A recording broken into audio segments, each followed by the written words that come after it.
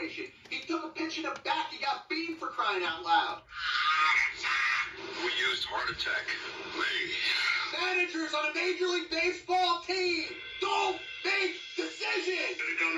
Credibility in this situation is worse than losing your job. Was it over when the Germans bombed Pearl Harbor? The castration of the Major League Baseball managers, we know it. Ask me about my winner. I haven't really put out a take of how I feel about the World Baseball Classic, obviously as it applies to baseball and the timing of it and how it coincides with the middle of spring training and how players are able to prepare for the regular season of baseball. And I believe that there's more pros than cons. I think that the World Baseball Classic brings a lot when it comes to, I guess, globalizing the game. You know, places like Japan and Cuba, and obviously some of the countries that are putting together teams or have put together teams, you know, once every 4 years for the last handful of World Baseball Classics. It means a lot to them. And I believe deep down that baseball would like the World Baseball Classic to be right up on the level of, let's say, the Olympic Games or the World Cup. And I see a little bit of differences to it, but I guess the way I look at it, I think of the interruption of spring training, and I think of the players that are kind of caught in a little bit of a catch-22. You know, you want to play hard and give your best to support your country, right? Whether it's your own country or it's a country you kind of grandfathered yourself into, saying you got a second cousin, sister's, brother's friend that was from a country, so you get to play and basically pick what country you want to represent. Yeah, you know, that's neither here nor there. But, you know, I do think that baseball players are in a tough situation, pretty similar to hockey players as they go away to play in the Olympics. You know, they go play in the Olympics during the middle of a hockey season because it's obviously a Winter Olympic sport, and there's no other time that it could go on and during the NHL season. And I do think there's a little bit of perhaps a tough decision to be made when it comes to the players. And the players seem to always choose their country. You know, like the national pride seems to take the pride over the job that they're getting paid to do. And I wonder, is the timing of the World Baseball Classic off, similar to the timing of the Olympics happening during the NHL season? And how does it impact the players that end up going? Obviously, they have to rev up a little bit early in baseball in spring training where they may normally be in a certain routine. They're ramping it up a little bit because they want to play at the highest level relatively soon. They're not aiming for a March 30th or an April 1st opening day. They want to be playing their best baseball, you know, within the second week, you know, the 9th or 10th of March. And, you know, I look at it and I value it. I think it's fun to watch. But at the same time, I wonder how it's going to impact the players during the regular season, because this is the job that they're getting paid to do. And, you know, all it's going to take is one player to tear an ACL, one pitcher to, tear a UCL in their arm, and it's going to be blamed on the WBC. I mean, luckily to this point, the amount of injuries during this series have been very limited, and thank God, we're lucky for that. Now, is injuries the major part where I'm at least debating whether I support the World Baseball Classic? I think what baseball has a chance to do is they could schedule it, if they wanted to, for, you know, November. Now, obviously it would have to be played in places with warmer weather, let's say San Diego, let's say Florida, and even at those in those situations, the time of year, the temperature might be down a little more than people want it to be. But there's areas in the world where the temperature's running low, high. So I think it's a situation where I believe baseball has control over when the WBC can be held, and they've chosen that the best time seems to be in spring training during the month of March, which I don't necessarily agree with. I think it could benefit. And listen, we're diehard baseball fans are following baseball anyway in the month of March. I understand you want to get a little more draw because outside of the NCAA tournament, there isn't much going on. But I don't like the World Baseball Classic being held in March. I don't think it's necessary. I think it's better off being done in, let's say, the month of November.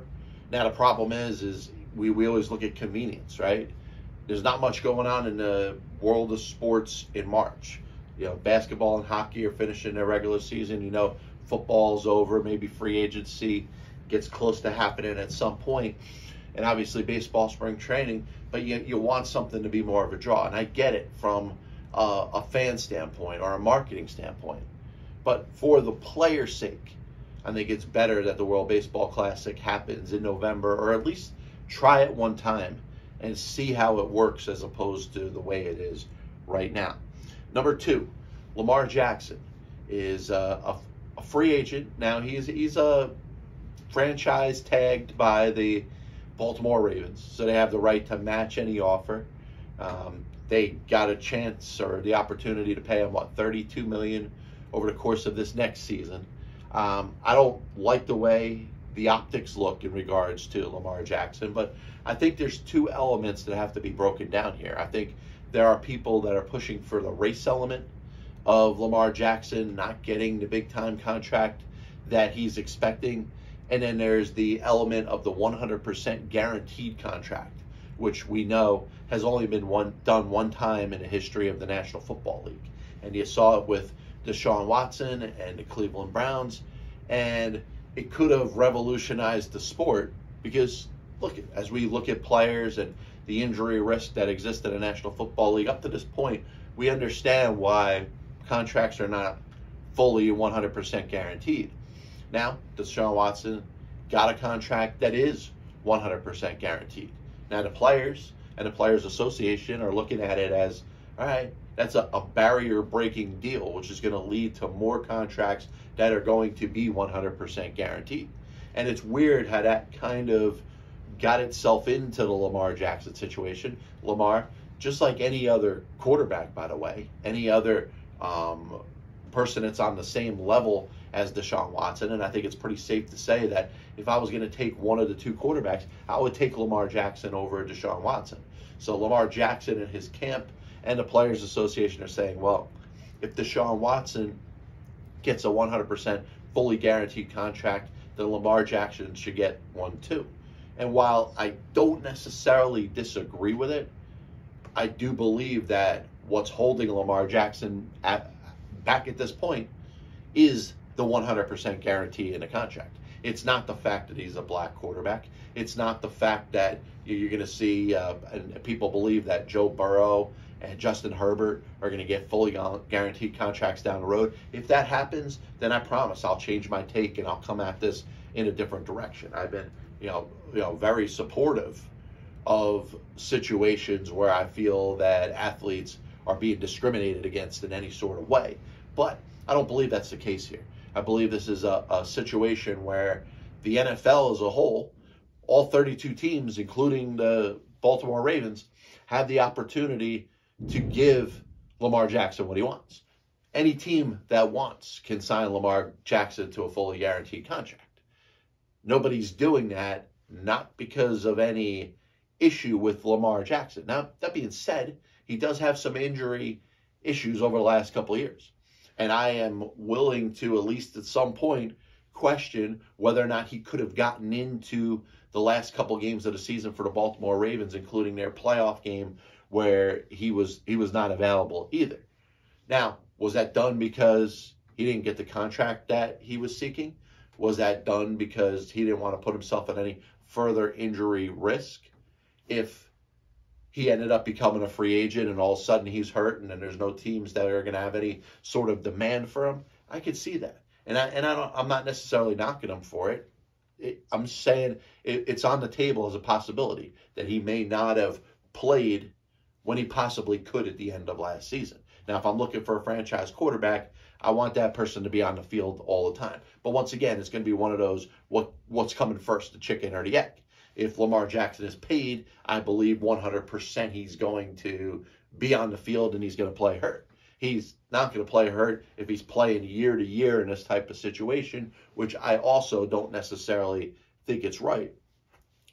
I believe the best situation for Lamar Jackson is for him to take a long-term contract. Maybe it's with another team, maybe the Tennessee Titans, maybe the Las Vegas Raiders. Maybe a couple of teams that are looking for a quarterback go out there and say, listen, I'm not going to give you a 100% guarantee, but I'm going to give you a big-time contract over the next 8 years or so. And maybe not guarantee all of it, but guarantee most of it. And I think Lamar Jackson would end up being happy.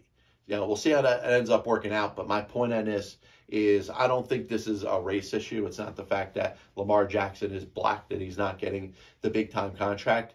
I think the Ravens have negotiated with him. Am I 100% sure that they're negotiating in good faith? I believe that there's contract offers out there. Now, the fact that there are other teams in the NFL that can go out there and bid on his services, I would expect a team to go out there and offer him the amount of money that he deserves, especially with the position scarcity in the NFL. Teams are looking for a big-time quarterback. Lamar Jackson has won the MVP in this league. He has been a big-time quarterback when he's been healthy, and there are many teams, most teams, more teams than not, that would consider him an upgrade over the quarterback that they have in their current position. As we jump into saving sports history, on today, the 9th day of March 2023. In 1923, the Montreal Canadiens won the NHL championship, which it was known at the time, with a 3-2 win over the Ottawa Senators. On this day in 1936, this is something that I didn't know, and perhaps I could share it with you. Babe Ruth turned down an offer from the Cincinnati Reds to make a comeback. He decided he wasn't going to play anymore after retiring during the 1935 season with the Boston Braves, but apparently he was offered a chance to play for the Cincinnati Reds, which he turned down. In 1958, on this day, George Yardley III became the first NBA player for the Detroit Pistons to score 2,000 points in an NBA season. Births on this day, Hall of Fame manager Billy Southworth, who led the 1942 and 1944 St. Louis Cardinals to the World Series championship. They also got there in 1943 when they lost to the New York Yankees. He took the Boston Braves as their manager to the World Series in 1948, a team that lost to the Cleveland, at the time, Indians. Hall of Fame shortstop Archie Vaughan was born on this day in 1912. Sadly, he passed away at the age of 40 in 1952. 1927, American League MVP Jackie Jensen was born on this day, and all-star shortstop for the Oakland Athletics, Bert Campaneris, was born on this day in 1942. All-time chess player Bobby Fischer was born on this day in 1943. He passed away in 2008. And college football coach Mike Leach, who we just lost this past year, was born on this day in 1961. Dominating a linebacker for a brief period of time with the Seattle Seahawks, Brian Bosworth, was born on this day in 1965. And in 2005, we lost 1946 Heisman Trophy winner Glenn Davis. And Major League Baseball outfielder Willie Davis passed away on this day in 2010. This is the Pass Ball Show, brought to you by JohnPLA.com, by St. Aloysius Church in Jackson, New Jersey, by Two Ways, One Passion Food Truck located in Scranton, Pennsylvania. You can check the Pass Ball Show out either on Spotify, Apple Music, Amazon Music, and of course the videos on YouTube. Also, stay tuned to the rest of my 30-1 MLB Countdown previews as I preview each MLB team's prospective 2023 season. God bless you. And as always, I'll see you on the other side. Chris Bryant was on the Chicago Cubs roster opening day. I have many leather-bound books. My apartment smells of rich mahogany. Why don't you give it all or majority of it to the team that wins the freaking World Series. I was going to listen to that, but then I just carried on living my life. I may come out as the biggest Major League Baseball manager apologist. It'll only make someone work just hard enough not to get fired. Because hitters are going out there saying, I'm either going to hit a home run or I'm going to strike out. And if I don't get a pitch that I feel like I could drive out of the park, I'm not even supposed to be here today. especially prospect whores and hoarders, are going to be a little pissed off at me when I say this. I'm a dude playing a dude disguised as another dude. There are only two managers in baseball's Hall of Fame who have losing records. One of them is the iconic Connie Mack, who you could say, in spite of winning 5 World Series championships as a manager, could be in as much as a pioneer.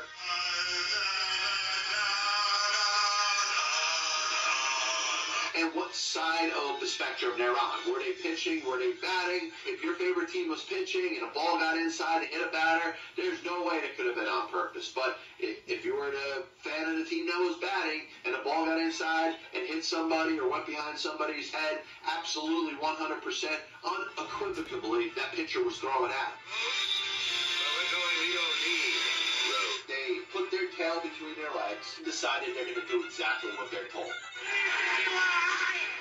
You damn well right better give him a contract extension. You damn well right better make him the manager over the next series of years. 35 years ago, I could have loaned your parents the money for an abortion.